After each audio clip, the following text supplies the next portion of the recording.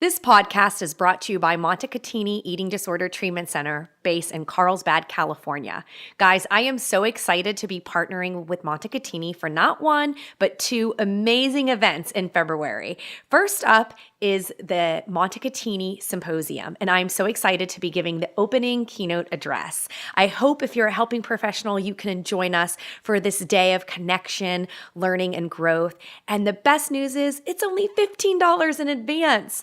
The second thing I'm really excited about is my first Body Kindness workshop of 2018. So on Friday, February 23rd, I will be leading a Body Kindness workshop where we will be focused on cultivating our inner caregiver.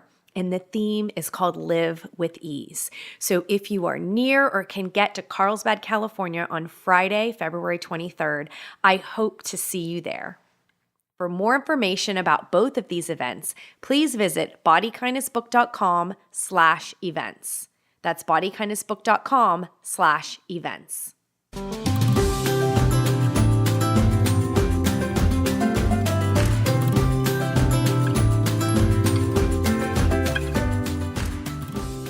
I fault him for it. Be a good human being. Push yourself to be a good human being and open a book and learn something. Ask questions and learn something.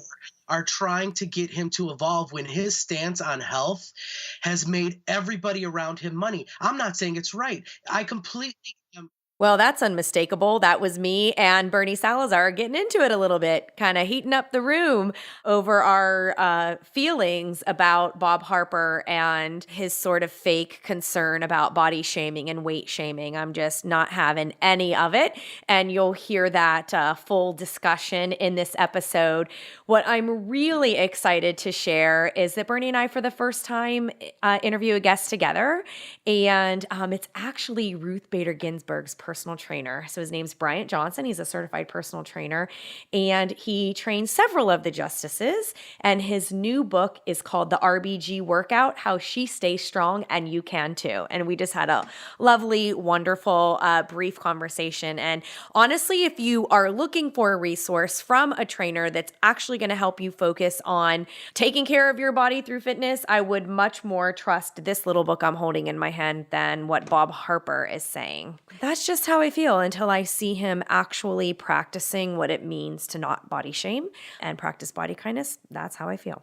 So anyway, before we dive into the show, just want to let you know that the Spiral Up Club is still open and we would love to have you there. So Spiral Up Club is a year-long program that I'm offering for readers of Body Kindness who want to better connect with me and a group of others on motivating and inspiring each other to be good to themselves. So we have Spiral Up prompts that I give you in a password-protected, secure area. And then for those who are interested, you can join us in the secret Facebook group, and we do more sharing and learning and growing there. So it is affordable. It's less than $1 a day. You'll get in for the whole year's worth of content, and you can still get those bonuses, which include your chance to win free one-on-one sessions with me. I'm giving away $1,000 worth of those. So again, the website is bodykindnessbook.com/spiral up, and I will see you there.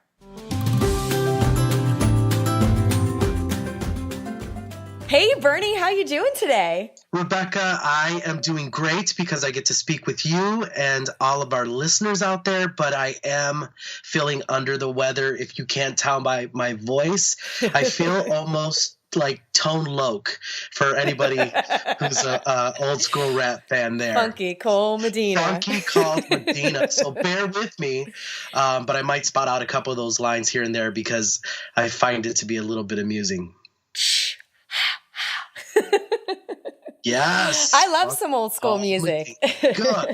Good. So yeah, I'm doing great. Other than that, I'm doing pretty good, but I'm excited to get cracking and talking with you. I miss you and I miss our listeners. Well, how's your new year Body Kindness treating you? Besides the sickness, of course. Oh, you know what? It's actually been really great. Last we spoke, we just talked about resolutions and how everybody gravitates towards weight loss and diets and this and that. And I've just completely revolted against that and have Nice. focused. Yeah. And you know what? The weight literally has fallen off as a result of that. The weight of having to explain that I have not made it to week 2 of going to the gym, or that I'm not sticking to, my all plant air diet. So The air diet. yeah. I'm telling you. This air tastes delicious. Oh my goodness. If I eat any more, I'm going to be so stuffed. So you know what? I feel really good about it, but I've also taken this time to really reflect about what this year can bring if I allow it to do so and open myself up to good things. So I had a really interesting conversation with someone who requested an interview, and you and I it came through the Body Kindness page. She's amazing. She'll be coming out with a book. We'll share more with that later when she's comfortable with me sharing that. But I got thinking about just my body and how blessed I am truly that it works and it moves. And I've been able to think about how, although in my mind before I would have said something like, well, it's not moving or performing the way that I wanted to, I never stopped to just give gratitude and credit for the fact that it was moving. And I've been able to really kind of meditate a bit, which is truly new for me, and just be so happy about what my body is giving me, how miraculous it is, how it heals itself, not always the way that I want it to, Rebecca, but in a way that it needs to be done. And for me, that was really eye-opening. Yeah, you're definitely crossing over. Oh, yeah. I thought I felt something weird. No, like to really where it really is, your body is something that you truly value deeply within your heart, and you're wanting to defend your overall well-being more, right? Versus maybe trying to please other people in conversations or say what you're supposed to say, what society would say you're supposed to say, right? And it's, you're kind of going down this path of really connecting to what matters to you, and, going from, I would say, like, first being curious about body kindness and being open to it, then becoming welcoming to it. And now it sounds like truly implementing and living what it really means. Well, I just feel so much more connected to who I am, not only my mental and emotional well-being, but my physical being, which for me was the difficult part.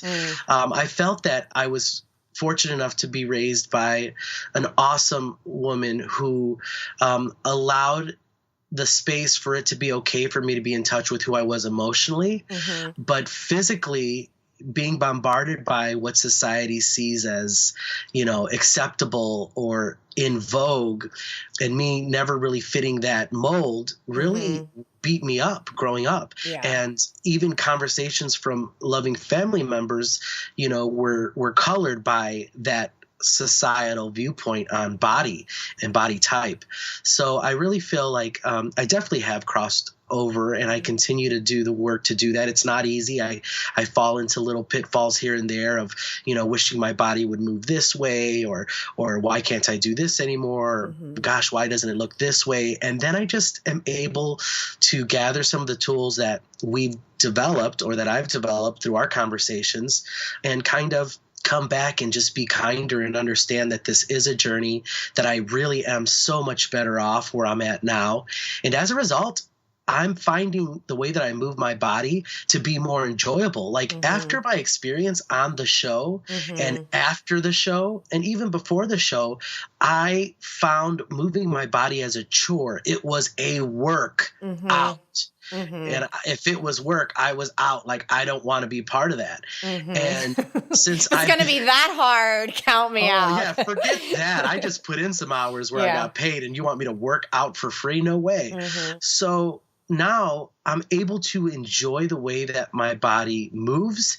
And more importantly for me at this point in my life, the people that I'm surrounded by and I choose to spend my time with, that movement has become more of a joy. And that's what I want to continue on doing in this year. Just becoming more in tune with my body, moving in a way that makes sense to me, that brings not only health in a positive way, but creates lifelong memories. Yeah. And, and that is cultivating, that is something you need to cultivate, like joyful movement, right? And it means, really, in my opinion, it means pursuing movement that feels right to you. And so there will literally be moments of joy during workouts, right? Like it could be I'm doing my nature loop and it doesn't matter the energy level I feel, but if I notice the sun or I notice, the water flowing, when I pay attention to this, I could be running and needing a walk break. And I'm not judging that. I take the walk break, right? But I allow my mind to just focus on these things that I can appreciate.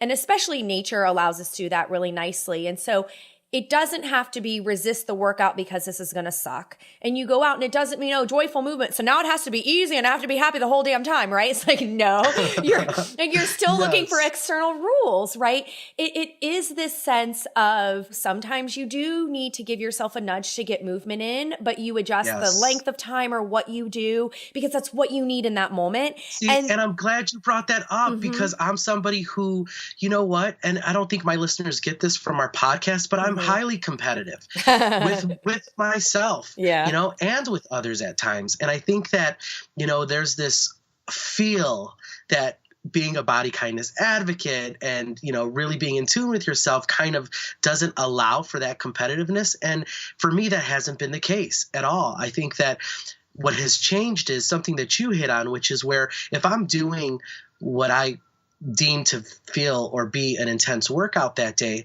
and I need to break in between, instead of pushing through and possibly causing my body harm and then looking at myself as a failure for having to stop or modify, I just take that break, do what I need to take care of myself physically, don't beat myself up emotionally, and get going again when and if I'm ready to continue on with that movement. And it leaves me feeling more gratified and more accomplished and just full in a way that I hadn't been before. Yeah. No, I feel ya. And I'm really excited because later on in the show, we're going to do something so different for us. We are going to interview. Well, we talked about it would be great to interview guests together. And so we were able to work out the schedules so that in about 10 minutes or so, we are going to be talking to Bryant Johnson, who is a certified personal trainer. And he's not just any trainer. He is the trainer for the notorious RBG, Ruth Bader Ginsburg. So he has a new book out. I know, cool. I know. I can't wait to hear what he has to say. I have his book in my hand, so we'll talk much more about that in a little bit. But I want to stay on this fitness track with you with respect to how my Body Kindness New Year is going. And so my word is abundance. And for me, it's not just that sort of just be grateful, shut up and be happy, which sometimes comes out, but more of like what you have is enough. What you're doing is enough. This is enough. And just cultivating that sense of enoughness. And it's so interesting practicing that because what I've realized about this time of year, shorter days, colder temperatures, really truly tuning in and responding to what my body needs, it does need more rest. There was a time in the summer where I thought I was going to do a marathon. So my miles were going up and, my body was responding sometimes in positive, dependable ways. And sometimes I felt like I really needed extra stretching and rest. And so I would do that too. But it's the fact that there's just a seasonality. Like I'm not lazy. That I just feel this natural flow to it. Like, for example, there are a couple days a week where I take my girls to after school activities. And so this is in a window where really it's the work day, right? So it's 3 to 6 p.m. in that window. And I am very lucky that I can adjust my schedule on those days and run them on their errands. And so I try to use it as a time where I could get a quick workout in, whether it's a joyful walk or doing the exercise stairs in Georgetown. But with the weather, with the combination of the cold weather and my energy levels and also having work to do, I'm just like, you know what? My body's telling me no. Just sit in the basement of the ballet studio and get some emails done. And it's okay. Like, it is okay to choose to rest. It is okay to choose to see your movement as different. And, I feel these inner desires to go back to the yoga studio, and I know I will, but there is a trade-off there with respect to time and schedules. And so it's just a matter of listening to these calls to, you really, like a caregiver would say, you really do like yoga and you're a member, and it would be great if you could find time on your schedule to schedule it and do it. And when I do that, I am sure I will be filled with joy and spiral ups and so excited that I took that time. But as the busy mom of 2 young kids, it might not be my reality to even get there once a week. So in my need for abundance, the movement you're able to do right now is enough. And not only just enough, but it kind of makes sense with the shorter days and the weather and things like that. So, and it allowed me to also, when I do get something in, instead of saying, oh, well, it was just a jog walk and it could have been more, it's like, no, this was what I needed and wanted, and this is good. And I just think the idea of practicing satisfaction and abundance of this is like, love what this is versus trying to judge it, change it, compare it, and make yourself feel so bad about it, No, I really like that approach because, when you're able to make that kind of a shift, at least for me, it makes that activity, whatever it may be, literally walking down steps to get to your next appointment, purposeful and brings more enjoyment. And those are things that I always overlooked or gave little to absolutely no credit to in my past experiences with quote unquote working out and health. And in the end, it really drove me away from those types of activities that now that I look back on, I did enjoy. I just had put so much pressure as to how I needed to perform while doing them that I completely ended up closing myself off to them for a long, long time. And I know that a lot of our listeners can relate. If you can find that abundance in your movements, if you can find gratitude for what it is that you're able to do, I can almost guarantee that you're going to find your day going a little bit smoother and more joy-filled. And that's an awesome thing. Mm-hmm. Absolutely. That is awesome. So speaking of, our conversations around fitness and everything, I got to bring up your, I want to say your buddy, but I don't know if that's true. Someone you used to know very well, let's just say, Bob Harper. Yes, Bob B. So we have spoken about him on a previous podcast. I'll include the link. But it was when he suddenly and surprisingly had a massive heart attack. He was hospitalized for several days. He nearly died. And we had a heart-to-heart and talk about it. And we were questioning then, would this change things? Would he exhibit more body acceptance and love and compassion, make it less about the weight, put less shaming stuff out there? And he does have a book out. One of the Spiral Up Club members snapped the picture and sent it to me in a messenger. And we just kind of bantered about like kind of eye rolls and stuff because it is rooted in diet culture. So we're not, our hopes and dreams when it comes to that have certainly not been met. But he was on an episode of Megyn Kelly Today, and the opening dialogue and conversation, so it was a monologue with Megyn Kelly about why weight shaming is bad. And then she had Bob Harper and also a therapist. I'm sorry, I don't remember her name, but they were there to talk about why body shaming and weight shaming is bad. And it was like, when you get that kind of attention to a topic, you just cross your fingers and wait with bated breath, like, is there something positive that's going to come out of this? I don't know if you had a chance to see it or not, but like, I was really disappointed with the outcome, with what they talked about and why. And so I wanted to bring it up for a few minutes and kind of share with you. Well, so to be transparent, I have not been able to see that. Mm-hmm.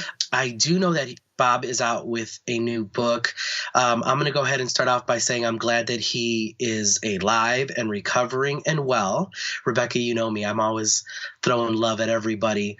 Tell me a little bit about what that was like briefly. I mean, what weren't you happy about so that I can kind of give you my 2 cents about all this? Yeah, sure. So, basically Megyn Kelly said in her opening monologue, like shaming isn't helpful. And she shared stories about how she was shamed as a kid, how she ate very low calories. I don't want to say here because I don't want to be very triggering, but I'll go and include the link in the show notes, but how she basically did really harmful things. But then when she was in law school, like she asked her father to like food police her. It was all so twisted. Oh goodness. And this is the bottom line.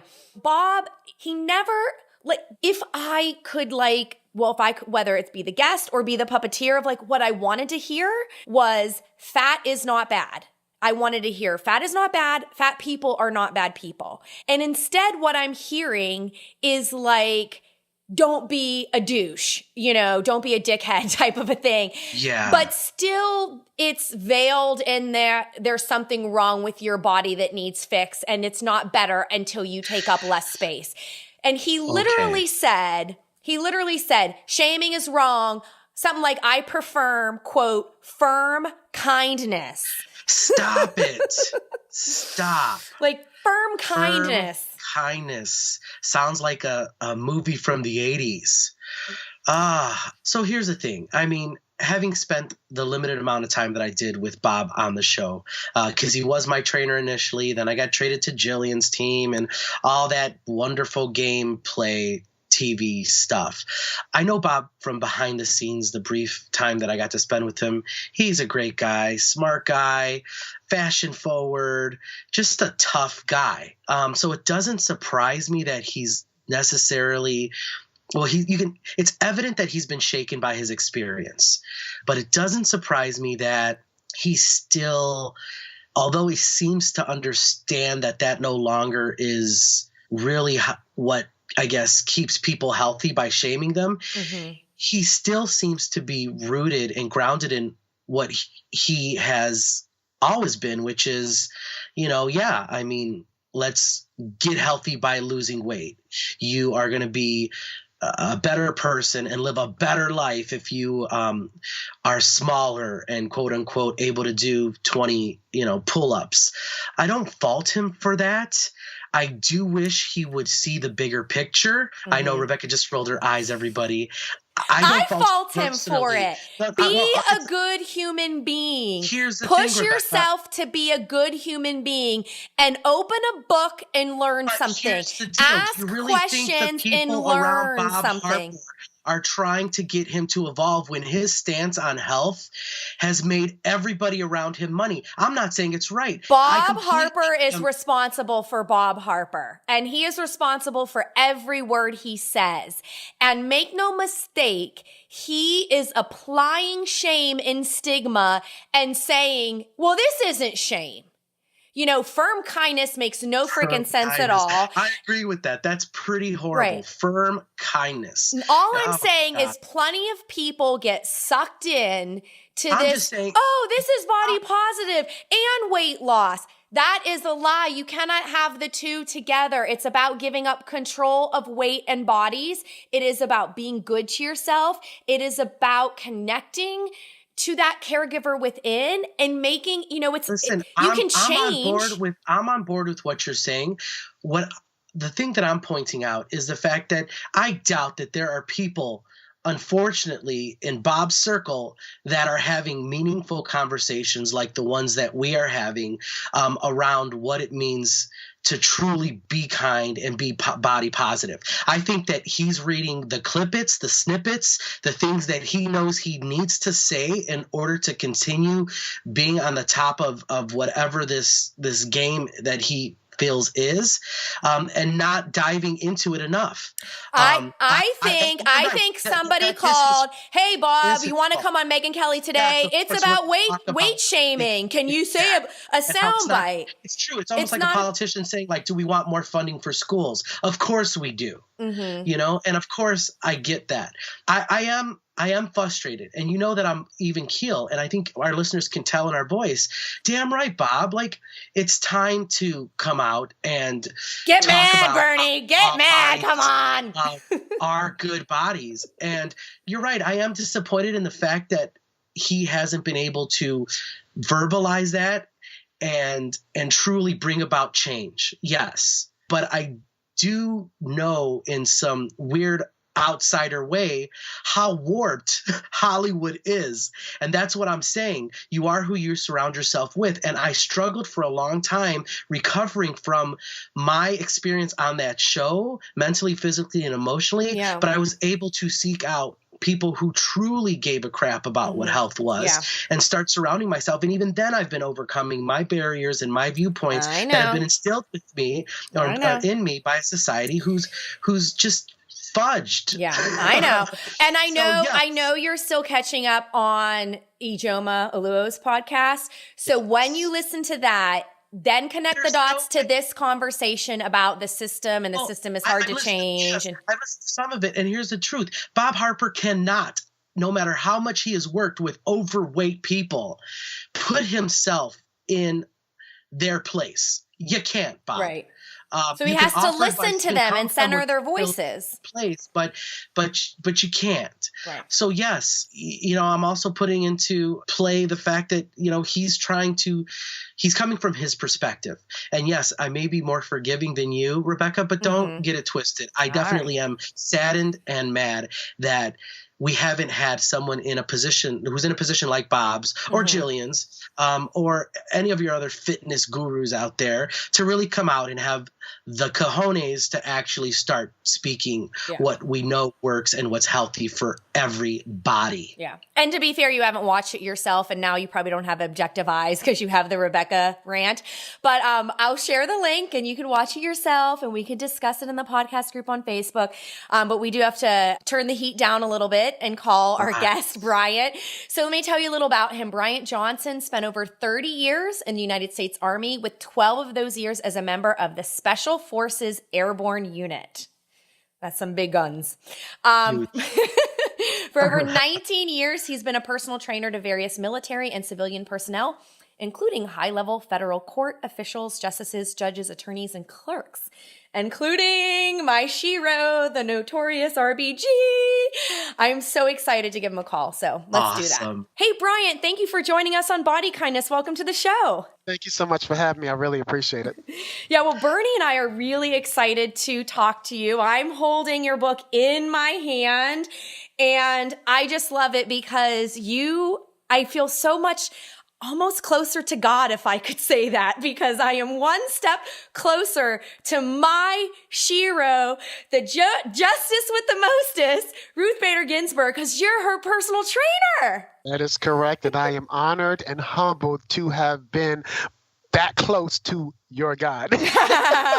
Oh man! So I don't have the So I have a 3.5-year-old and a 5-year-old, and when they had wear your favorite book character to school, my 3.5-year-old, the story of Ruth Bader Ginsburg, and we dressed her up in the whole outfit, and she made this look like don't play with me, and she just sounds like a woman who doesn't play in the courtroom, in the workout room. And so this is really exciting. She doesn't play, but believe it or not, she has an awesome sense of humor.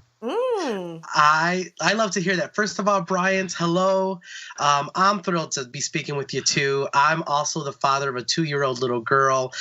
Just a huge fan of RBG and all the steps that she has taken.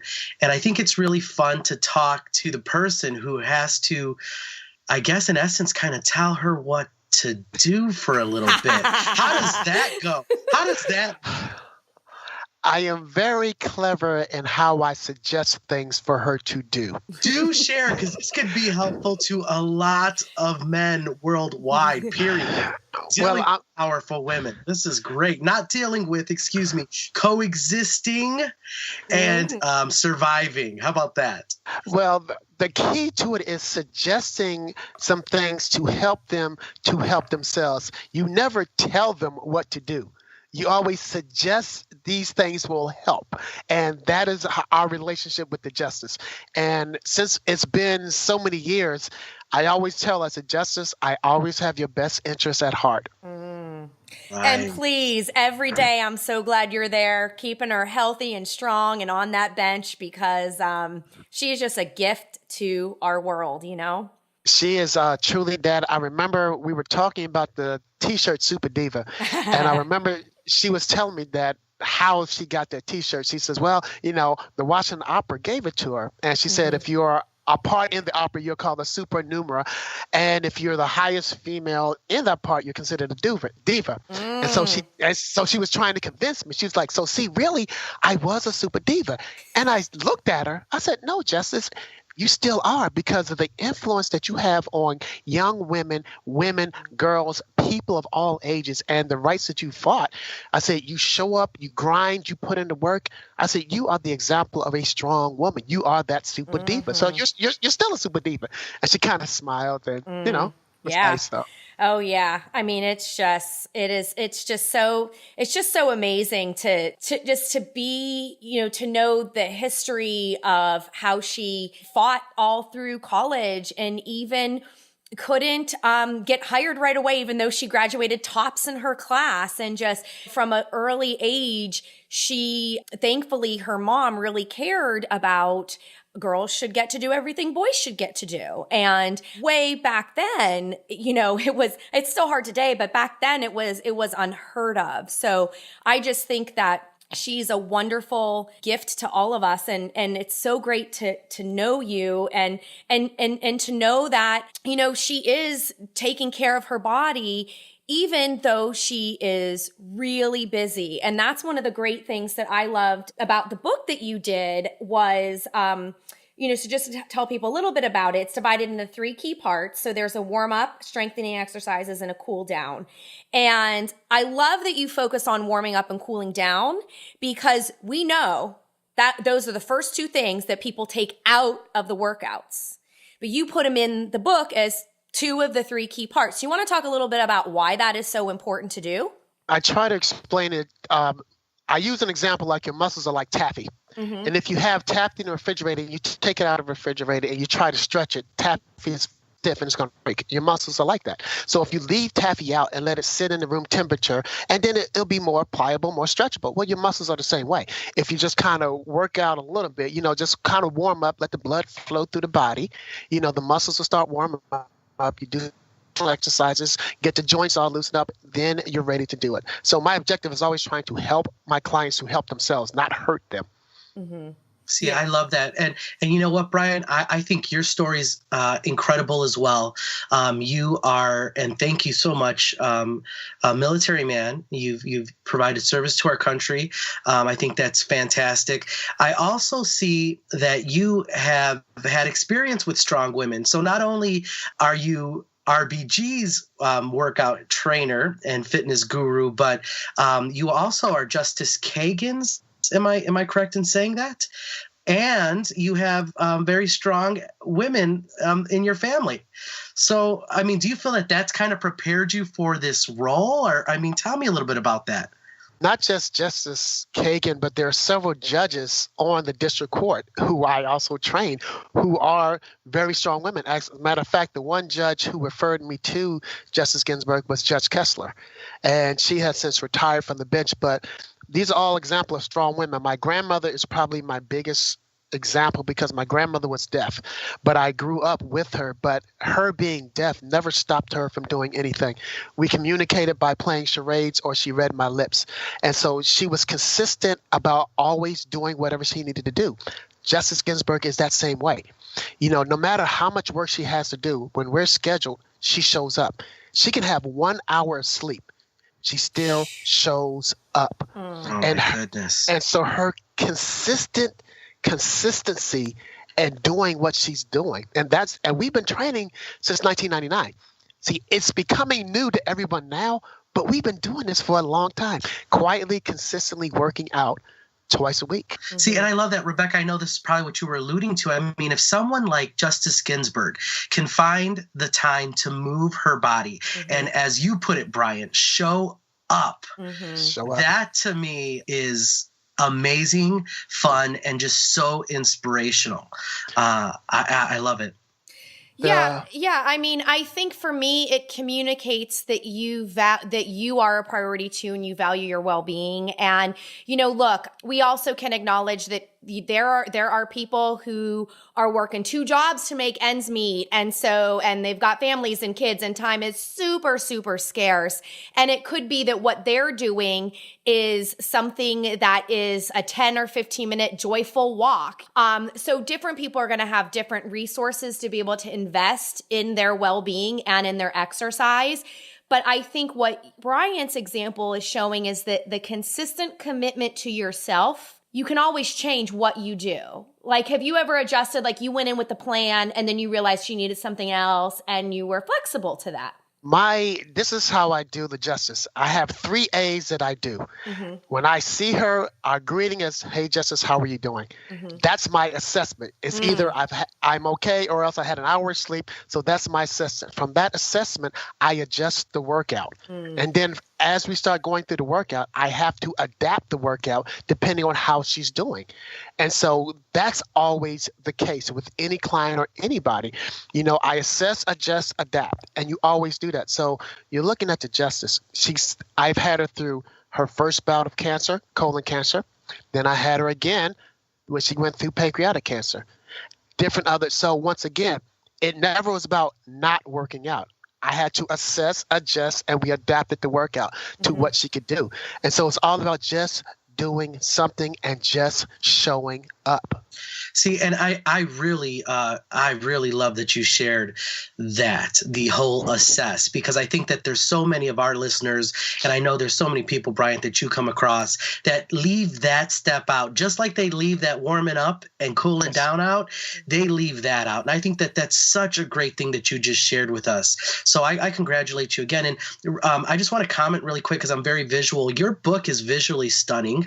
I love the pictures. I think it's super hip. I love seeing RBG in like hip workout wear. And these are great illustrations. For our listeners, you need to take a look at the artwork in this book, along with the way that Bryant's breaking down the movements. There are ways to adjust some of these movements, which I really appreciate living in a larger body. I wanted to have the book to be, as a military, first of all, thank you for your support. The military, we always have acronyms for everything. So the acronym I always use for this book is a C book, SEE, which is simple, easy, effective. Oh, I love You like it. that, right? I like it. I see what you did there. I see what you I did there. see the and light, I Bryant. like it, Bryant. Yes. But it's all about the pictures. I don't really talk a lot in the book. You know, you can have a book that talks a whole bunch, but just show me what you want me to do. And so here it is. Show you what to do and just do something. If you can't do it this way, then here's another option. Try this way. Just do something. Yeah. And you have, so the strength part of the book is a nice thick part. It covers so many different options of exercises, whether you have equipment or not. I personally value, as a busy mom, the anytime, anywhere, just use your body type stuff. So literally I can do half of these strength exercises while I'm cooking, boiling water for pasta and working on dinner. And they are very simple instructions. There's bold that kind of gets you into the movement. The visuals are stunning. And it's pretty much kind of only the information you need to perform the exercise and like no fluff, which is great because you don't have time for fluff when you're trying to get a quick workout in. And that's the justice. The justice is not about a whole bunch of fluff. Our conversation is, hi, Justice, how you doing? That's it. We put the news hour on and we go to work. Very little conversation. So there's no fluff. She does. Hello? Hello? Bryant, you there? Are you there, caller? I think we lost him. Shoot! That's horrible. I had a question that I was literally wanting to ask him, Rebecca. I have no clue what just happened. But anyways, yeah, I mean, gosh, that was interesting. So no fluff. Yes. No fluff from the justice. Basically, yeah. I wanted to know if RBG like grunts or swears, because no fluff is one thing, but I really wanted to kind of get into the meat of what's going on there. What she does. Oh, well. I mean, if I could come up with some sort of dream prize, I think it would be to get to do, just to get to meet the justice, I'd be happy with. But can you imagine getting to do a workout with her? I think, it's just inspirational all around. I mean, He has a great story. Yeah. He's coming from a military background. And I think you hit it on the head. He really is continuing to do service for our country by keeping our Supreme Court members in tip-top shape. Yeah. And I thought that's really awesome. And if RBG can find time to work out, then I better get my arse moving in some kind of way. And I think that's the big takeaway. It was awesome to get a glimpse of what it takes to just live healthy fully. Yeah. Yeah. And just, because I'm sure listeners are, I think that when we have a guest on, that we can't fully guarantee that every single thing in their work, is 100% body kindness. But I did want to let folks know that I have flipped through. I've actually taken this. When my girls do ballet, I will, run the stairs. They're called the Exorcist stairs in Georgetown because they are where, Nice. If you watch the clip, it's where basically the priest gets thrown out the window and falls down the stairs, and that's how he, saves the day. That's usually how I feel when I do stairs, so that's pretty fitting. I like it. Yeah, so I brought this book there so that I could follow some things to do between, walking or jogging the stair intervals. And so it's portable, it's easy to use and follow, pretty colors that make it stand out, but there's these call outs, and it's funny because it's a little gavel, like, nice. And yeah, while I'm not going to say I 100% endorse every single one in the book. I'd have to check. But for example, he talks about don't fixate on the numbers. And this he's actually talking about, like, it doesn't matter how much RBG can bench. And he says, and we don't bench press anyhow. It's about making sure she feels good enough to stay on the Supreme Court bench. There's nothing wrong with setting specific goals, but the most important outcome of an exercise routine can't be quantified. It comes down to being healthy, feeling good, and staying consistent. So I really think it's a total body kindness message with things like that. He had a point on the holidays, and he's like, look, it's the holidays, eat, enjoy, be merry, and let's not worry about it. So and he's not a nutritionist and doesn't proclaim to be at all, but there's these little call out tips, and people who exercise tend to want to know about eating habits and all these other things. And I just found there's not a lot of places where you can go for fitness and not be inundated with the thin ideal and body negativity and just grossness. And I just really love what he put together, and I love RBG. Yeah, no, super great energy around Bryant. And it was interesting to get a glimpse into what his world with our justices looks like. So definitely great illustrations.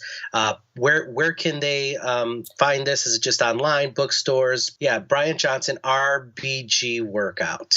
Yes. And so it's called How She Stays Strong and You Can Too, the RBG Workout by Bryant Johnson. He's a certified personal trainer, and it is available everywhere books are sold. And we'll be sure to include the link to Bryant's website in the show notes.